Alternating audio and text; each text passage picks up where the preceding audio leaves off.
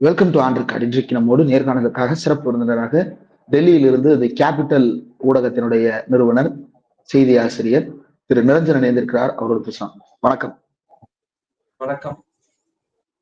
காஷ்மீர்ல நடந்திருக்கக்கூடிய இந்த சம்பவம் மொத்த நாட்டையும் முழுக்கி இருக்கிறது. பிரதமர் நரேந்திர மோடி தன்னுடைய திட்டமிட்ட பயணங்கள் அனைத்தையும் ஒத்தி வைத்துவிட்டு ஏர்போர்ட்டிற்கு ஏர்போர்ட்லயே அஜித் தோவால் உள்ளிட்ட அத்தனை அதிகாரிகளையும் வர வைத்து அங்கேயே சந்திப்பும் நடத்தி இருக்கிறார். இது குறித்து நீங்களும் பல்வேறு தகவல்களை பகிர்ந்திருக்கிறீங்க. முதல்ல அந்த தாக்குதல் சம்பவம் எப்போ நடந்தது, என்ன நடந்தது, அந்த சம்பவ அந்த நிகழ்விடத்துல என்னெல்லாம் நடந்தது? பிரதமர் மோடி மட்டும் அவருடைய பயணத்தை பாதியில முடிச்சுக்கிட்டு ரிட்டர்ன் வரல. ராகுல் காந்தி அவர்கள், மக்களவை எதிர்கட்சி தலைவராக இருக்கக்கூடிய ராகுல் காந்தி அவர்களும் அமெரிக்காவில தனது சுற்றுப்பயணத்தை பாதியிலேயே முடிச்சுட்டு ரிட்டர்ன் ஆயிருக்கிறாரு. இது எதுக்கு சொல்றேன்னா, ஒட்டுமொத்தமா எல்லாருமே கட்சி பேதங்களை தாண்டி எல்லாருமே இப்ப நடந்திருக்கக்கூடிய விஷயத்துக்கு அடுத்து என்ன கோர்ஸ் ஆஃப் ஆக்ஷன் அப்படின்றதுக்கான அந்த ஒரே ஒரு இலக்கோட தான் எல்லாருமே இருக்கிறாங்க. தமிழ்நாடு சிஎம் மு.க. ஸ்டாலின் அவர்களுடைய ட்விட் ஆகட்டும், இல்லாட்டி ஒமர் அப்துல்லாவுடைய நடவடிக்கைகள் ஆகட்டும், எல்லாருமே ஒருமித்த குரல்ல சொல்றது ஒரு மிகப்பெரிய சதி திட்டம், தாக்குதல் திட்டம் இந்தியா மீது நடத்தப்பட்டிருக்கு, இந்திய இறையாண்மை மீது நடத்தப்பட்டிருக்கு. இதுக்கு சம்பந்தப்பட்டவங்களுக்கு பதில் கொடுத்தே ஆகணும் அப்படின்றதான், அந்த பதில் கொடுத்தே ஆகணும்ன்ற ஒற்றை வரிதான் எல்லாருமே வலியுறுத்தக்கூடிய விஷயமா இருக்கு. 22/4/2025 அன்னைக்குதான் இந்த சம்பவம் பல்காம்ல நடந்திருக்கு. பல்காமை பொறுத்த வரைக்கும் காஷ்மீரோடைய ரொம்ப அழகான இடங்கள். அது கிட்டத்தட்ட இந்தியாவுடைய சுவிட்சர்லாந்துன்னு சொல்லுவாங்கன்னு வச்சுக்கோங்களேன். அந்த அளவுக்கு பசுமையாவும் இருக்கும், ரொம்ப அழகான சீதோஷணையும் இருக்கும். நான் பல்காம் போனது இல்லை, நான் குல்மர்க் வரைக்கும் போயிருக்கேன், பட் பல்காம் போனது கிடையாது. ஏன்னா அங்க போறது கொஞ்சம் ட்ரெக் மாதிரி பண்ணி போகணும் அப்படின்ற மாதிரியான விஷயங்கள்லாம் சொல்லுவாங்க. மொத்தத்துல ரொம்பவும் முக்கியமான ஒரு டூரிஸ்ட் ஸ்பாட். அங்க இப்ப கோடை காலம் தொடங்கிருச்சு அப்படின்றதுனால நிறைய பேர் அங்க போக தொடங்கி இருந்தாங்க. அப்படி ஒரு 1000 1500 பேர் வரைக்கும் இருந்திருக்கலாம் அப்படின்னு சொல்லப்படுது. அதாவது ஒட்டுமொத்த பல்காமையும் சேர்த்து சொல்றேன். அந்த ஒரு குறிப்பிட்ட இடத்தை பொறுத்த வரைக்கும் ஒரு 3-4 கிலோமீட்டர் ட்ரெக் செய்து தான் அந்த இடத்துக்கு போகணும் அப்படின்ற மாதிரியான இன்ஃபர்மேஷன் தான் இப்ப வரைக்கும் சொல்றாங்க. அப்படி போனவங்கல்ல அந்த 22ஆம் தேதி சரியா மாலை ஒரு 2:25 மணி போல, ஒரு மதியம் 2:25 மணி போல ஒரு 4-5 பேர் வந்திருக்காங்க. என்னன்னா இது எதுவுமே இது வரைக்கும் முழுமையா உறுதிப்படுத்தாத தகவல்கள். ராணுவத்திலிருந்து வரக்கூடிய சில தகவல்கள், உள்ளூர்ல இருக்கக்கூடிய லோக்கல் ரிப்போர்ட்டர்ஸ் கொடுக்கக்கூடிய இன்ஃபர்மேஷன்ஸ். ஏன்னா நான் அடிக்கடி காஷ்மீருக்கு நியூஸ் விஷயமா போவேன் அப்படின்றதுனால எனக்கு சில லோக்கல் மீடியா ஃப்ரெண்ட்ஸ் இருக்காங்க. அவங்க கிட்ட கேட்டு கிராஸ் செக் பண்ணும்போது அவங்க சில தகவல்களா சொல்றாங்க. அதுதான் உங்ககிட்ட நான் பகிர்ந்துக்கிறேன். அப்படி அந்த ஒரு 4-5 பேர் வரைக்கும் அங்க இருந்த சுற்றுலா பயணிகளை நோக்கி சுற்றுக்கிறாங்க. இதுல நிறைய பேரை பாயிண்ட் பிளாங்க், அதாவது நெத்தி கிட்ட துப்பாக்கியுடைய முனையை வச்சு சுட்டுக் கொள்றது. அப்படின்னா அவங்க திட்டமிட்டு கிட்ட அவங்க சுட்டுக் கொண்டிருக்காங்க அப்படின்னு தான் அர்த்தம். ஏதோ ஒரு மறைவான இடத்துல இருந்து சுட்டுக் கொண்டுட்டு தப்பிச்சு ஓடுற மாதிரியான இல்லை. அவங்க பக்காவா திட்டமிட்டு வந்திருக்கிறாங்க. இதுல இன்னும் ரொம்ப மோசமான விஷயம், இப்ப சர்வீஸ்ல இருக்கக்கூடிய இன்டெலிஜென்ஸ் பீரோல இருக்கக்கூடிய 2 பேர், மத்திய ராணுவ விமானப்படையில இருக்கக்கூடிய ஒருத்தர் அப்படின்னு முக்கியமான அதிகாரிகளையும் குறி வச்சு அவங்க தாக்குதல் நடத்தியிருக்கிறாங்க. அவங்க எங்கெங்கெல்லாம் தங்கி இருந்தாங்க அப்படின்ற மாதிரியான இன்ஃபர்மேஷன்ஸ் எல்லாம் கேதர் பண்ணியிருக்காங்க. குறிப்பா இந்த இடத்தை தேர்ந்தெடுக்கிறது மூலியமா அங்க நான் ஏற்கனவே சொன்ன மாதிரி ட்ரக் பண்ணி வரக்கூடிய இடம் அப்படின்றதுனால உடனடியா பாதுகாப்புக்கு நிறைய பேர் வந்துட முடியாது, காயப்படக்கூடியவங்களையும் மீட்டு கொண்டு போக முடியாது, ஒரு மாதிரி கேஸ் நடந்துரும் அப்படின்றதெல்லாம் திட்டமிட்டுதான் பண்ணியிருக்கிறாங்க. சோ அதுலதான் முதல்ல வந்த உடனே ஒருத்தர் மட்டும்தான் உயிரிழந்துட்டாரு அப்படின்ற விஷயம்தான் நேற்று அந்த சம்பவம் நடந்த ஒரு 3-3:30 மணி போல நமக்கு தகவல்களா வந்துச்சு. பட் அதுக்கப்புறம் நேரம் போக போகதான் இன்ஃபர்மேஷன் இப்போ நம்ம பேசிட்டு இருக்க இந்த நேரம் 28 பேர் உயிரிழந்திருக்காங்க அப்படின்றத அதிகாரப்பூர்வமா சொல்லியிருக்காங்க. இதுல 26 பேருடைய பெயர்கள் யார் யாரு அப்படின்றத மாநில வாரியான டினாமினேஷனோட அரசு சார்பா வெளியிடப்பட்டிருக்கு. காயப்பட்டவங்க தொடர்ந்து சிகிச்சை பெற்றுட்டு இருக்காங்க. அந்தந்த மாநில மக்கள், தமிழ்நாட்டுல சேர்ந்தவங்களும் 3 பேர் காயப்பட்டதா சொல்லப்படுது. இப்படி மற்ற மாநிலங்களை சேர்ந்தவங்க காயமடைஞ்சிருக்காங்கன்றதுனால அந்தந்த மாநிலங்களை சேர்ந்த அமைச்சர்கள், முக்கிய அதிகாரிகள் எல்லாமும் இப்போ ஜம்மு காஷ்மீர் போயிட்டு இருக்கிறாங்க. மற்றபடி இதுதான் சம்பவம் நடந்த விஷயமா இருக்கு. இல்ல, இந்த சம்பவத்துல ஈடுபட்ட நபர்கள் மொத்தம் எத்தனை பேரு? ஏதாவது சிசிடிவி பதிவுகள் இருக்கா? அங்க அந்த இடத்துல நடந்தது இதுதான் அப்படின்றத நம்ம எப்படி தெரிஞ்சுக்கிறோம்? எப்படி அந்த தகவல் வெளியே வருது? இல்ல, என்னன்னா இது வரைக்கும் சிசிடிவி கேமராக்கள் அந்த மாதிரியான எதுவும் கொடுக்கல. சுற்றுலா பயணிகள் அங்க போனவங்க ஒரு ரீல்ஸ் எடுக்கிறதுக்காகவோ இல்ல ஒரு வீடியோ எடுத்துட்டு இருக்கிறப்போ என்னென்னலாம் பதிவு பண்ணாங்களோ அதுதான். சுட்டு கொண்டதுக்கு அப்புறமா உள்ளூர்ல இருக்கக்கூடிய லோக்கல் பப்ளிக் நிறைய பேர் ஹெல்ப் பண்றதுக்கு போயிருக்காங்க. அதுதான் இங்க நம்ம எல்லாருமே எல்லா வீடியோக்குள்ளயும் எல்லா செய்திகள்லயும் ரொம்ப அழுத்தமா பதிவு பண்ண வேண்டிய விஷயம். இப்படியான ஒரு தீவிரவாத தாக்குதல் நடந்ததுக்கு அப்புறமா அங்க இருந்த பாதிக்கப்பட்ட மக்களுக்கு அவங்களுடைய உயிரையும் கூட பொருட்படுத்தாம அங்க இருந்த லோக்கல் பப்ளிக் போய் ஹெல்ப் பண்ணிருக்காங்க. அப்படி போறப்போ அவங்க வீடியோ எல்லாம் எடுத்துட்டு போயிருக்கிறாங்க. டூரிஸ்டா வந்தவங்க வீடியோவா ரெக்கார்ட் பண்ணிருக்காங்க அந்த விஷயங்களை. தூரத்துல ரொம்ப தூரத்துல இருந்தவங்க மரத்துக்கு பின்னாடியோ வேற ஏதாவது பாறைகளுக்கு பின்னாடியோ ஒளிஞ்சிருந்து வீடியோஸை ரெக்கார்ட் பண்ணிருக்காங்க. இந்த மாதிரியான விஷயங்கள். அதுக்கப்புறமா ராணுவத்தினர் அங்க பாதுகாப்பு பணிகளுக்கு போகும் பொழுது அவங்களுடைய சட்டை பாக்கெட்ல வச்சிருந்த கேமரா இதெல்லாம் பதிவான இன்ஃபர்மேஷன்ஸ் தான் வந்து இப்ப நமக்கு தகவலா வந்திருக்கு. இன்னும் எக்ஸாக்டா என்ன நடந்தது, எத்தனை பேர் இதுல சம்பந்தப்பட்டிருக்கிறாங்க, அந்த யார் இதன் பின்னணியில இருக்கிறது, எப்படி அவங்க உள்ள வந்தாங்க, அந்த மாதிரியான ரொம்ப நுணுக்கமான தகவல்கள் எதையும் இது வரைக்கும் கொடுக்கல. ஏன்னா இன்னும் பிரதமருக்கே இன்னும் அந்த விஷயங்களை முழுமையா பிரீஃப் பண்ணல. ஏன்னா 11 மணிக்கு தான் வந்து மத்திய பாதுகாப்பு துறைக்கான ஆலோசனை அப்படின்றது, மத்திய அமைச்சரவை கூட்டம் அப்படின்றது நடக்குது. அதுலதான் ரொம்ப டீட்டெயில்டா எல்லாத்தையுமே எல்லா அமைச்சர்களுக்கும் சொல்லுவாங்க. ரிப்போர்ட் ரெடி ஆயிட்டு இருக்கு.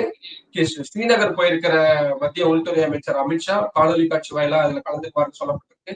அஜித் தோவல் இதுக்கு மிக முக்கியமான அடிப்படையான அவர் தான் பதில் சொல்ல வேண்டிய இடத்துல இருக்கிறாரு. அவர் தரக்கூடிய ரிப்போர்ட் இது எல்லாத்தையும் வச்சுதான் இனி ராணுவம் சார்பாகவோ இல்ல மத்திய உள்துறை அமைச்சகம் சார்பாகவோ இல்ல பாதுகாப்பு படைத்துறை சார்பாகவோ அதிகாரப்பூர்வமான தகவல்கள் இனி அடுத்தடுத்து வரக்கூடிய மணி நேரங்கள்ல கிடைக்கும் எதிர்பார்க்கிறோம். இதுல எந்த அடிப்படையில சில விஷயங்கள் பகிரப்படுதுன்னு தெரியல. ஆனா பலரும் சொல்லக்கூடிய இப்ப நீங்க சொல்ற தகவலின்படி பார்க்கும் பொழுது கண்கூடாக பார்த்தவங்க எத்தனை பேர் பேசியிருக்கிறாங்க அப்படின்றது தெரியல. ஆனா சமூக வலைதளத்துல 2 தகவல் அதிகமாக பகிரப்படுகிறது. உன் பேர் என்னன்னு கேட்டு இந்து பெயர்களையா கேட்டு கேட்டு அவர்களை சுட்டுக் கொன்றார்கள்ன்ற தகவல் 1. 2வது ஒரே ஒரு சிறுமியை மட்டும் விட்டு வைத்து போய் உங்கள் மோடியிடம் சொல், நாங்கள் வந்து விட்டோம் என்று சொல் அப்படின்ற மாதிரி ஏதோ ஒரு வசனத்தை சொல்லி அனுப்பியது போல ஒரு விஷயத்த சொல்றாங்க. ஒரு சினிமா காட்சி போல இருக்கு இந்த 2 சம்பவமுமே. இது உண்மையிலேயே அங்க நடந்ததா? இதை யாராவது பகிர்ந்திருக்கிறாங்களா?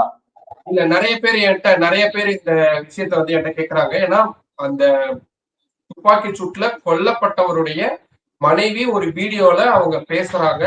பேசும் பொழுது வந்த நபர்கள் உங்களோட பெயர்கள் என்ன அப்படின்றத கேட்டிருக்கிறாங்க.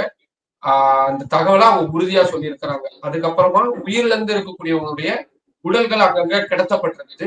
அதுல நிறைய பேருடைய உடல்கள், ஆண்களுடைய உடல்கள், ஆண்களை மட்டும்தான் அவங்க கொலை பண்ணியிருக்கிறாங்க.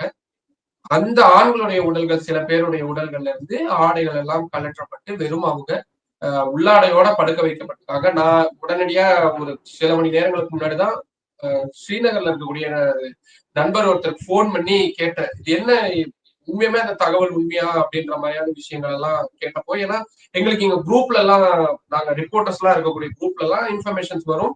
ரொம்ப சென்சிட்டிவா இருக்கக்கூடிய விஷயங்களை அவங்களே பகிர்ந்துக்குவாங்க. இதெல்லாம் நடந்திருக்கு, இதெல்லாம் உண்மைதான், இதை நம்ம வந்து யூஸ் பண்ணலாம் அப்படின்ற மாதிரியான விஷயங்கள் அதிகாரிகளும் இருப்பாங்க. அதுல இப்படி உள்ளூர்ல இருக்கக்கூடிய நண்பர் ஒருத்தர்கிட்ட நான் கேட்கும் பொழுது அவரு ஆமா ட்ரெஸ் எல்லாம் வந்து அவங்க கலட்டி இருக்கிறாங்க அப்படின்னு அழுதுட்டு இருந்த பெண்மணிகள் கிட்டையும் சொல்லியிருக்காங்க. சரி, இது என்னன்னா அங்க சிசிடிவி கேமராக்கெல்லாம் எதுவுமே இல்லை. விக்டிம்ஸ், ஏன்னா ஒரு டெத் பெட்ல இருக்கக்கூடியவங்களுடைய வாக்குமூலம், மரண வாக்குமூலம் அப்படின்றது சந்தேகப்படக்கூடாது அப்படின்றது ஜூரிஸ்ப்ரூடன்ஸுடைய அடிப்படையான விஷயமா இருக்கும்.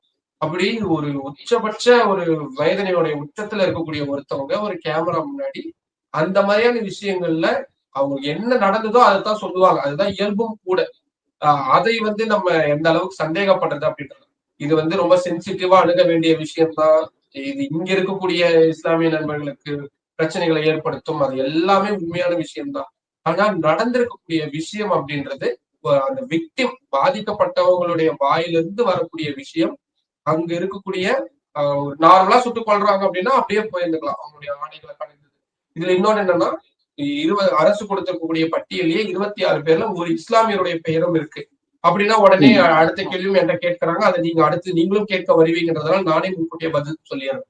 அந்த ஒருத்தர் வந்து இஸ்லாமியரா இருக்கிறாரு, அப்ப எப்படி அவங்களை சுட்டுக் கொண்டாங்க அப்படின்னு வந்தவங்களுக்கு அவங்களுடைய கொள்கைகளுக்கு எதிராக யார் யாரெல்லாம் இருக்கிறாங்க அப்படின்றதுதான். அவங்க யார் யாரெல்லாம் அவங்களுக்கு எதிரியா இருக்காங்களோ அவங்க எல்லாருமே எதிரியா தான் பார்க்கப்பட்டிருக்காங்க. அவங்க சுட்டுக் கொல்லப்பட்ட அந்த இஸ்லாமியர் வந்து லோக்கல் ஜம்மு காஷ்மீர் மாநிலத்தை சேர்ந்தவர். அந்த புல்வாமா, அனந்தநாக் அந்த பகுதிகளை சேர்ந்தவங்க. நான் மீண்டும் சொல்றேன், நான் ஏற்கனவே அங்க போயிருக்கின்றதுனால ஓரளவுக்கு எனக்கு அவங்களுடைய லோக்கல் அரசியல் அப்படின்றது புரியும். தீவிரவாதிகளை பொறுத்த வரைக்கும் ஜம்மு காஷ்மீர் மாநிலத்துல ஒரு குறிப்பிட்ட மாவட்டத்துல ஒரு குறிப்பிட்ட பகுதிகள்ல எல்லா இடத்துலயும் தீவிரவாதிகளுக்கு ஆதரவா இருக்கக்கூடிய பகுதி அப்படின்றத நம்ம சொல்லவே முடியாது. அதுலயும் நிறைய பேர் டிஃபர் ஆவாங்க. அதனாலதான் லோக்கல்ல வந்து சுட்டு கொண்டுட்டு திருப்பி போயிடுவாங்க. யாரும் உள்ளூர் மக்களையே சுட்டு கொண்டுட்டு திருப்பி போயிடுவாங்க. ஏன்னா அவங்க எல்லாருமே எதிரியா இருக்கக்கூடிய அதை எப்படி அவங்க கணிச்சு வைப்பாங்கன்னா, அவங்க எந்த வட்டத்துல வசிக்கிறாங்க, எந்த கிராமத்தை சேர்ந்தவங்களா இருக்கிறாங்க. ஓ, இந்த கிராமத்தை சேர்ந்தவங்களா இருக்கிறாங்கன்னா நம்மளுடைய கொள்கைகளுக்கு விரோதமானவங்க அப்படின்ற மாதிரியான திட்டமிடல்கள் அவங்க ஏற்கனவே வச்சிருக்கிறாங்க. அப்படி அந்த சுட்டுக் கொல்லப்பட்ட அந்த ஒருத்தர் வந்து இவங்களுக்கு விருப்பம் இல்லாத இவங்களுடைய கொள்கைகளுக்கு மாறுபட்டவரா இருந்திருக்கலாம், இல்ல அந்த பகுதியை சேர்ந்தவரா இருந்திருக்கலாம். அதனால அவரும் சுட்டுக் கொல்லப்பட்டிருக்கிறாரு. ஆனா இந்த இந்த தாக்குதல் மூலியமா அவங்க பரப்பணும்னு நினைச்ச விஷயம் வந்து நாங்கள் எப்படி வங்கதேசத்துல வந்து இந்துக்களை வந்து குறி வச்சு தாக்குறாங்க அப்படின்ற விஷயம் நடந்திருக்கு. ஏன் நம்ம ஏன் அந்த வார்த்தை இந்துக்கள் அப்படின்ற வார்த்தையை பயன்படுத்துறோம்னா, அவங்களுடைய இப்ப இருக்கக்கூடிய இடைக்கால அதிபரே அரசியல் நடத்தக்கூடிய அவரே வந்து ஒத்துக்கிட்டு இருந்திருக்கிறாரு. பாகிஸ்தான்ல 2-3 தினங்களுக்கு முன்னாடி அமைச்சர் ஒருத்தரையும் அதே மாதிரிதான். அந்த இது வந்து அவங்க பரப்பணும்னு நினைச்ச மெசேஜ் வந்து நாங்க இந்தியாவுகளுக்கு எதிராக இந்துக்களுக்கு எதிராக இருக்கிறோம் அப்படின்றது. ஏன்னா மதம் சார்ந்த விஷயம் அப்படின்றத ரொம்ப அடிப்படையான விஷயமாவும் நம்ம பார்க்க வேண்டியதா இருக்கு. சோ அந்த மெசேஜை தான் அவங்க கொடுக்கணும்னு நினைச்சிருக்கிறாங்க அப்படின்றத நான் பார்க்கிறேன். இதுல வந்தவர்கள் வந்து ராணுவ உடையில வந்திருக்கிறாங்க அப்படின்ற தகவலும் சொல்லப்படுது. ராணுவ உடையில வர்றது அப்படின்றது அவ்வளவு சாதாரணமா நடக்கக்கூடியதா? ஏன்னா ஜம்மு காஷ்மீர் அப்படின்றது வந்து நிறைய செக் போஸ்டுகள் நிறைந்தது. அவ்வளவு சாதாரணமா ஒரு டூரிஸ்ட் ஸ்பாட்டுக்குள்ள போலியான ராணுவ வீரர்கள் வந்து உள்ள நுழைகிறதுன்றது அவ்வளவு இயல்பா நடக்கக்கூடிய ஒரு விஷயம் கிடையாது. அப்ப ராணுவ உடையோட அவங்க வர்றாங்கன்னா எப்படி? இல்ல, முழுமையான ராணுவ உடையான்றது நம்மளாலையும் உறுதிப்படுத்த முடியல. ஆனா நம்ம போடுவோம்ல இந்த கேமோஃபிளேஜ் டிஷர்ட் அந்த மாதிரி வந்திருக்கலாம் அப்படின்ற மாதிரியான விஷயங்கள் தான் சொல்லப்படுது. இதுல மிக முக்கியமான ஒரு ஒரு ஒரு கட்டம் நம்ம பார்க்க வேண்டியது என்னன்னா, நிச்சயமா இதுல உளவுத்துறையுடைய தோல்வி அப்படின்றத மாற்று கருத்தே இல்லை அப்படின்றத நம்ம உறுதியா சொல்ல முடியும். ஏன்னா பொதுவா தீவிரவாதிகள் இந்தியாவுக்குள்ள நுழையிறதுக்கான அந்த பேட்டர்ன் அப்படின்றது பனிக்காலம், அதாவது வின்டர் ஹெவியா இருக்கக்கூடிய அந்த டைம்ல ரொம்ப ஹெவி ஸ்னோஃபால் இருக்கும். அந்த டைம்ல அவங்களால வர முடியாது. அவங்க அந்த பார்டர்ஸ்ல காத்துக்கிட்டு இருப்பாங்க அவங்களோட தருணத்துக்காக. கரெக்டா அந்த ஸ்னோஃபால் முடிஞ்சு சம்மருக்கும் வின்டர் முடியறதுக்கும் சம்மர் வர்றதுக்கும் இடைப்பட்ட ஒரு குறிப்பிட்ட காலகட்டம் இருக்கும். அந்த டைம்ல பாத்தீங்கன்னா பனிப்பொழிவு இருக்காது. ஆனா ஒரு மாதிரி புகை மூட்டமா இருக்கும், பனிமூட்டமா இருக்கும். அந்த தருணத்தை தான் பயன்படுத்தி தான் பொதுவா இந்தியாவுக்குள்ள இவங்க இப்படி ஊடுருவி வருவாங்க. அது ரொம்ப ரொம்ப முக்கியமான நேரம். சோ அந்த நேரம் அப்படின்றது எல்லாருக்குமே தெரியும். எல்லையில பணிபுரியக்கூடிய அத்தனை பேருக்குமே தெரியும், அதிகாரிகளுக்கு தெரியும், அரசுக்கு தெரியும், எல்லாருக்குமே தெரியும். சோ அப்ப அந்த சரியான நேரத்தை அவங்க பயன்படுத்தி உள்ள நுழைஞ்சிருக்காங்க. அதை தவற விட்டுட்டாங்களா? இது வெறும் இந்திய உளவுத்துறையுடைய தோல்வியா மட்டும் நம்ம எடுத்துக்க முடியுமா அப்படின்னு பார்த்தா அதுவும் முடியாது. நம்ம இன்னும் வைடரா பார்க்க வேண்டியதா இருக்கு. ஏன்னா இந்தியாவுக்கு 4 நாட்கள் அரசு முறை பயணமா அமெரிக்காவுடைய துணை அதிபர் வந்திருக்கிறாரு. அவர் வந்திருக்கக்கூடிய நேரத்துல அவர் எந்த நாட்டுக்கு போனாலும் அதிபரோ துணை அதிபரோ போகக்கூடிய நேரத்துல அந்த நாட்டுல ஒரு அசம்பாவித சம்பவம் நடக்குது அப்படின்னா அது சிஏ உடைய பெரிய தோல்வியாகவும் பார்க்கப்படும். அப்படி பார்க்கும் பொழுது இந்தியாவுக்கு சரியா துணை அதிபர் வந்திருக்கக்கூடிய நேரம், அந்த நேரத்துல நடத்தப்பட்ட இந்த தாக்குதல். அப்போ இதை வந்து அமெரிக்காவுடைய உளவுத்துறையும் சரியா கவனிக்க தவறினாங்களா அப்படின்ற ஒரு கேள்வி எழுது. இன்னொரு ஒரு பாயிண்ட் ஆஃப் வியூல பார்த்தா மும்பை தீவிரவாத தாக்குதலுக்கு மூளையா செயல்பட்டதா சொல்லப்படக்கூடிய ராணாவை இந்தியாவுக்கு அமெரிக்காவில இருந்து சட்ட போராட்டங்கள் நடத்தி இந்தியா கொண்டு வந்தாச்சு. இப்போ விசாரணையில இருக்கான். விசாரணை நடந்துகிட்டு இருக்குது. அடுத்தடுத்து என்ன மாதிரியான திட்டங்கள்லாம் வச்சிருந்தாங்க, வேற ஏதேனும் விஷயங்கள்லாம் இருக்குதா அப்படின்ற மாதிரியான விசாரணைகள் போய்கிட்டு இருக்கு. 2 தரப்பையுமே பழி வாங்கணும் அப்படின்றதுக்காக இது செயல்படுத்தப்பட்டதா, திட்டமிடப்பட்டதா அப்படின்ற மாதிரியான நிறைய தியரிஸ், கான்ஸ்பிரசிஸ் வந்து நம்ம இதுல வந்துகிட்டே தான் இருக்கு. பட் ஆனா இதுல முழுமையான உளவுத்துறை தோல்வி அப்படின்றதுல மாற்று கருத்தே இல்லை.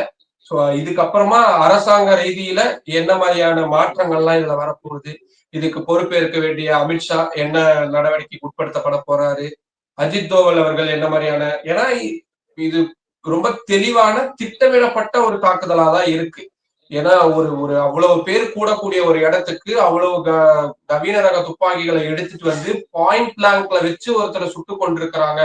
அவங்க கிட்ட இவ்வளவு உங்க பேர் முதல் கொண்டு கேட்டு அதுக்கப்புறம் இப்படியான தாக்குதலை நடத்தியிருக்காங்க அப்படின்னா அதுக்கு நிறைய நேரம் எடுத்திருப்பாங்க. ஏதோ ஒரு தொலைவுல இருந்து சுட்டு கொண்டுட்டு இல்ல ஒரு பாம்பு வச்சு ஏதோ ஒரு ஒரு விஷயம் பண்ணிட்டு போயிருந்தா தெரிஞ்சிருக்காது. இது ரொம்ப ரொம்ப பிளான் பண்ணி பண்ணியிருக்கிறாங்க. பட் அத சரியா தவற விட்டது அப்படின்றது வந்து நிச்சயமா இது மத்திய உள்துறை அமைச்சகத்துடைய உளவுத்துறையுடைய தோல்வி. பார்க்கலாம் இதுக்கப்புறமாவது இது ஒரு துறை ரீதியிலான மாற்றங்களோ இல்ல வேற எதுவும் வருதா அப்படின்றது. பட் ஆனா அது இப்ப பேசுறதுக்கான நேரம் கிடையாது. அதுக்கு இன்னும் போகும். மற்ற அரசியல் கட்சிகள் அதுக்கு எப்படியான நெருக்குதல்களை அரசுக்கு கொடுக்குறாங்க அப்படின்றதெல்லாமும் வரக்கூடிய நாட்கள்ல பார்க்க வேண்டியதா இருக்கு. இல்ல, பிரதமர் மோடி இந்த சில நாட்கள்ல வந்து காஷ்மீருக்கு போறதா இருந்தது. அது ரத்து செய்யப்பட்டது. பயணம் வந்து கடைசி நேரத்துல ரத்து செய்யப்பட்டு தான் ஷெட்யூல் எல்லாமே மாற்றப்பட்டது அப்படின்றதெல்லாம் சொல்லப்படுது. இப்ப அத வந்து ஒரு கான்ஸ்பிரசி ஆங்கிளா யோசிக்கிறதுக்கான வாய்ப்பையும் கூட இது உருவாக்கி தருது. இப்ப இத எப்படி பாக்குறீங்க? இல்ல கண்டிப்பா. அது நீ எதிர்கட்சிகள் இனி இதுக்கான நிறைய கேள்விகளை பிரதமரை நோக்கி எழுப்புவாங்க. ஏன்னா அவர் கரெக்டா சவுதி அரேபியா போன நேரம், நீங்க சொன்ன மாதிரி ஏற்கனவே அவருக்கு திட்டமிடப்பட்டிருந்தது. ஏன்னா ஒரு ஒரு 15, 20 நாட்களுக்கு முன்னாடிதான் காஷ்மீருடைய பாதுகாப்பு சம்பந்தமான மிக விரிவான ஆலோசனை கூட்டத்தை அமித்ஷா அவர்கள் நடத்தியிருந்தாரு. இன்னொரு பக்கம் நக்சல்கள் ஒழிப்பு சம்பந்தமான மாநாடுகள் அப்படின்றது நடந்துகிட்டு இருக்கு. அங்க இருக்கக்கூடிய காஷ்மீர் மாநில அரசுக்கும் மத்திய அரசுக்கும் இடையிலான மோதல் போக்கு அப்படின்றது தொடர்ந்து நடந்துட்டு வருது. அங்க அடுத்தடுத்து தேர்தல்களை விரிவா நடத்தணும் அப்படின்றதுக்கான யோசனைகள் இது எல்லாமே ரொம்ப போயிட்டு இருக்கு. டீலிமிடேஷன் ப்ராசஸ்ல இருந்து one nation one election process start பண்ணணும் அப்படின்னு ஏகப்பட்ட விஷயம். இன்னொரு பக்கம் வக்ஃபு சம்பந்தமான விஷயம். சோ இது எல்லாத்தையுமே நம்ம கனெக்ட் பண்ண வேண்டியதா இருக்கு. ஏன்னா வக்ஃபு சம்பந்தமான விஷயம் நமக்கு தெரியும், உச்ச நீதிமன்றத்துல வந்திருக்குது. இங்க மேற்கு வங்கத்துல அதுக்கான கலவரங்கள் எல்லாம் ஒரு பக்கம் நடந்துகிட்டு இருக்கு. தமிழ்நாடு மாதிரியான மாநிலங்கள்லாம் அமைதி வழியில போராட்டங்கள்லாம் நடந்துகிட்டு இருக்கு. சோ அது ஒரு ஒரு எரியக்கூடிய நெருப்பா இருந்த சூழலை அதை சரியா ட்ரிகர் பண்ணணும் அப்படின்ற ஒரு தருணத்துக்காகவே காத்திருந்தாங்களோ இவங்க. ஏன்னா இப்படியான ஒரு ஒரு இந்துக்கள் மீதான தாக்குதல் அப்படின்றது மாதிரியான விஷயத்த நேரடியா பண்ணும் பொழுது அப்கோர்ஸ் நம்ம எல்லாரையுமே வந்து நம்ம கண்ட்ரோல் பண்ணியே வச்சிட முடியாது. எந்த அரசாங்கத்தாலையும் அது முடியாது. அப்போ அதுக்கான திட்டமிட்டே தான் அதை பண்ணாங்களா அப்படின்ற மாதிரி நிறைய கேள்விகள் இருக்குது. ஆனா அதான் ஏற்கனவே சொன்ன மாதிரிதான் இது வந்து ஒரு மிகப்பெரிய கான்ஸ்பிரசி தீயாதான் நம்ம வந்து இதை பார்க்க வேண்டியதா இருக்கு. பதில் சொல்ல வேண்டிய இடத்துல இருக்கக்கூடிய அரசு இனி அடுத்த இன்னும் ஒரு 2-3 நாட்களுக்கு அடுத்த ரெகுலேஷன் அந்த மாதிரியான விஷயங்களா போனாலும் நிச்சயமா பதில் சொல்லணும். இப்போதைக்கு பார்லிமெண்ட்டும் கிடையாது, இன்னும் 2 மாசத்துக்கு பார்லிமெண்ட்டும் கிடையாது அப்படின்றதுனால எங்க அவங்க பதில் சொல்லுவாங்க, யார் அவங்க கிட்ட போய் கேள்வி கேட்க போறாங்க அப்படின்றதெல்லாமும் பார்க்க வேண்டியதா இருக்கு. ஏன்னா பிரஸ் மீட் நடத்த மாட்டாங்க, அவங்க கொடுக்கக்கூடிய இன்ஃபர்மேஷன் தான் நம்ம ஷேர் பண்ணணும். பார்லிமெண்ட் மட்டும்தான் ஒரே இடம் அவங்கள கேள்வி கேட்கறதுக்கான இடம். அதுவும் இப்போதைக்கு ஒரு 2 மாதங்களுக்கு அதுவும் வாய்ப்பு இல்லை. ஒருவேளை இவ்வளவு பெரிய விஷயம் நடந்திருக்கு, நாட்டு மக்கள் கிட்ட நாங்க விரிவான விஷயங்கள் எல்லாம் தெரிவிக்கணும், ஒரு அவசர நாடாளுமன்ற கூட்டத்தொடருக்கு நாங்க அழைப்பு விடுக்கிறோம்னு கூப்பிடலாம். ஏன்னா அதுக்கான வாய்ப்புகள்லாம் நிறைய இருக்கு, எப்ப வேணாலும் பண்ணலாம். அதை பண்ணுவாங்களா அப்படின்றதெல்லாம் தான் எழுந்திருக்கக்கூடிய சந்தேகம். பண்ணாங்கன்னா அவங்க மேல இருக்கக்கூடிய சந்தேக பார்வை மாறும். ஏன்னா என்ன விஷயங்கள் சொன்னாலும் பாரதிய ஜனதா கட்சியினர் மீது இந்த விவகாரங்கள், அதாவது இவங்க பதிலளிக்காம இருப்பாங்களோ அப்படின்ற ஒரு சந்தேகம் நிச்சயமா இருக்கு.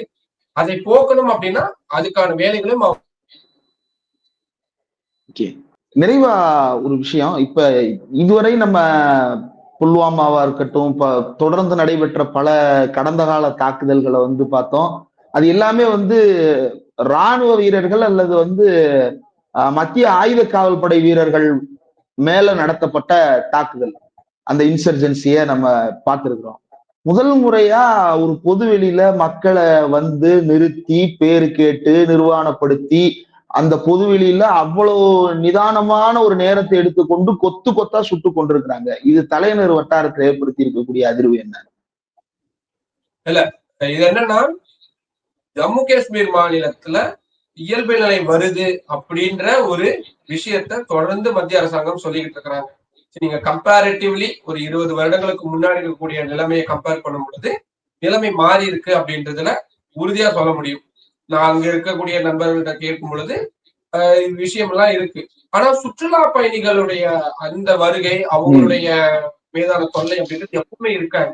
ஏன்னா அந்த பெல்லட் குண்டுகள் சுட்டு நடத்தக்கூடிய தாக்குதல்ல தொடங்கி கற்களை எறிகிறாங்க அப்படின்னு வன்முறைக்காரர்கள் மீது வைக்கப்படக்கூடிய குற்றச்சாட்டு எதுவா இருந்தாலும் அவங்க ரொம்ப உள்ளூர் மக்களோ, ராணுவத்தினரோ, பாதுகாப்பு படையினரோ, தீவிரவாதிகளோ எல்லாருமே ஒரு விஷயத்துல ரொம்ப தெளிவா இருப்பாங்க.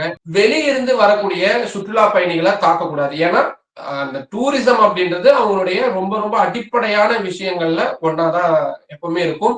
அதுல கை வைக்கும் பொழுது உள்ளூர் மக்களுடைய ஒரு ஒரு ஆதரவு கூட எங்க நாங்க தங்களோட வசம் போயிடுமோ அப்படின்றதுனால தீவிரவாதிகளும் அதை பெருசா பண்ணாம இருப்பாங்க. பட் இப்ப பண்ணியிருக்கிறது மூலியமா அந்த நார்மலிசி அப்படின்ற ஒரு விஷயம் ஜம்மு காஷ்மீர்ல இல்ல, இந்த மாநிலத்துக்குள்ள யாரும் வராதீங்க அப்படின்ற ஒரு செய்தியை கொடுக்கணும் அப்படின்றதுக்காக தான் இப்படியான ஒரு தாக்குதல் நடத்தப்பட்டிருக்கு. ஏன்னா இனி வரக்கூடிய 1.5 மாதம் 2 மாதம் அப்படின்றது வந்து ஜம்மு காஷ்மீருடைய டூரிசத்துடைய அடிப்படை. இந்த கோடை காலத்துலதான் ஜம்மு காஷ்மீர் மாநிலத்துல முழுவதும் குவிஞ்சிருப்பாங்க மக்கள். இப்போ இப்படியான ஒரு தாக்குதல் நடந்ததுக்கு அப்புறம் ஏற்கனவே அவங்க டிக்கெட் புக் பண்ணவங்க எல்லாருமே வெளியேறிட்டு இருக்காங்க. கொஞ்ச நேரத்துக்கு முன்னாடி எனக்கு ஒரு இன்ஃபர்மேஷன் வந்துச்சு. நாங்க டெல்லி ஏர்போர்ட்னு ஒரு குரூப் இருக்கிறோம். அதுல வந்தது ஸ்ரீநகர்ல அவ்வளவு கூட்டமா, ஏற்கனவே டிக்கெட்ஸ் இன்னும் 2-3 நாள் கழிச்சு அவங்க டிக்கெட் புக் பண்ணியிருந்தவங்க கூட இம்மிடியட்டா எப்படியாவது ஸ்ரீநகரை விட்டு வெளியே போயிடணும் அப்படின்றதுக்காக விமான நிலையங்கள்ல பேருந்து நிலையங்கள்ல அப்படியான கூட்டங்கள் தான் வந்துட்டு இருக்கு. ஏன்னா இந்தியாவில பல இடங்கள் நீங்க தாக்குதல் நடத்திருக்கக்கூடிய 26 உயிரிழந்த 26 பெயர்களுமே பாருங்களேன். அவங்க எந்தெந்த மாநிலத்தை சேர்ந்தவங்க? மகாராஷ்டிரால இருக்காங்க, அஸ்ஸாம் மாநிலத்தை சேர்ந்தவங்க, ஒடிசா, தமிழ்நாடு, கர்நாடகா, இப்படி மேற்கு வங்கம். நீங்க இந்தியாவோட எந்த பகுதியில இருந்து எடுத்தாலும் அங்க போகக்கூடியவங்க எண்ணிக்கை அதிகமா தான் இருக்கு. அப்போ இந்தியா முழுவதுக்கும் உலக நாடுகளுக்கும் ஒரு பெரிய ஒரு செய்தியை பரப்ப பாக்குறாங்க. காஷ்மீருக்கு வராதிங்க, அங்க இயல்பு நிலை கிடையாது அப்படின்றது. இதைதான் நம்ம இம்மிடியட்டா உடைச்சே ஆகணும். ஏன்னா அது கிட்டத்தட்ட அந்த மாநில மக்கள், அதாவது இந்தியர்களா இருக்கக்கூடிய ஜம்மு காஷ்மீர் மக்களை இந்தியர்களே கைவிடுறதுக்கு சமமானதா மாறிடும். அவங்ககிட்ட அந்த மாநிலத்துக்கு யாரும் போகலைன்னா என்ன ஆகும்? அவங்களுடைய வருமானம் தொடங்கி அவங்களுடைய எத்தனையோ பிசினஸ்ல இருந்து எவ்வளவு விஷயங்கள் இருக்குது, அது எல்லாமே ஸ்தம்பிச்சு போகணும். ஜம்மு காஷ்மீரை ஸ்தம்பிக்க வைக்கணும் அப்படின்றதுக்காக தான் இப்படியான விஷயங்கள் திட்டமிடப்பட்டிருக்கு. அதை எப்படியாவது இம்மிடியட்டா சரி பண்ணி ஆகணும். அதுக்கு இந்த தாக்குதலில் ஈடுபட்டவங்களை சட்டத்துக்கு முன்னாடி கொண்டு வர்றதோ இல்ல ராணுவ நடவடிக்கைக்கு முன்னாடி கொண்டு வர்றதோ ஏதாவது ஒரு விஷயத்த செஞ்சா மட்டும்தான் அந்த மாநில மக்களுக்கு கொஞ்சம் நிம்மதி பெருமூச்சு கிடைக்கும், ஒரு நம்பிக்கை பிறக்கும். ஓகே, ஒரு விஷயம் நடந்துச்சுன்னா இமீடியட்டா ரியாக்ஷன் நடக்குது, நம்மளை கைவிட மாட்டாங்க அப்படின்ற ஒரு நம்பிக்கை நடக்கும். அந்த நம்பிக்கைக்கு என்ன பண்ண போகுது மத்திய அரசாங்கம் அப்படின்றதையும் பார்க்க வேண்டியதா இருக்கு. பொறுத்திருந்து பார்ப்போம் என்ன நடக்குதுன்னு. இவ்வளவு நேரம் ஒதுக்கி இந்த நேர்காணல் தந்ததுக்கு மிக்க நன்றி.